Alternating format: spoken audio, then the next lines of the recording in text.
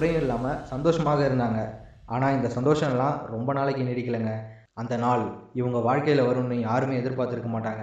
ஆமாம், 1964 டிசம்பர் 17 இந்திய பெருங்கடலில் புயல் சின்னம் உருவாகுது. இதில் ஆச்சரியப்படக்கூடிய விஷயம் என்னன்னா, அந்த புயல் உருவான பகுதி புயல் உருவாக எந்த ஒரு சாத்தியக்கூறுகளும் இல்லாத பூமத்திய ரேகை செல்லப்படக்கூடிய பகுதியாமா.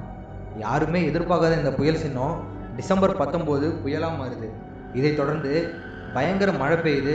டிசம்பர் 22 இரவு வெளியில் மழை பெய்யறதால மக்கள் எல்லாரும் சீக்கிரமாகவே வீட்டுக்குள்ளார முடங்கிடுறாங்க.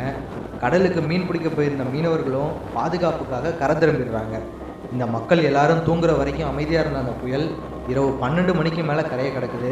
மணிக்கு சுமார் 282 கிலோமீட்டர் வேகத்தில் காற்றும் மழையும் பலமாக வீசுது. குடிசை வீடுகள், கட்டிடங்கள்னு பாரபட்சம் இல்லாமல் புயலில் தூக்கி வீசப்படுது.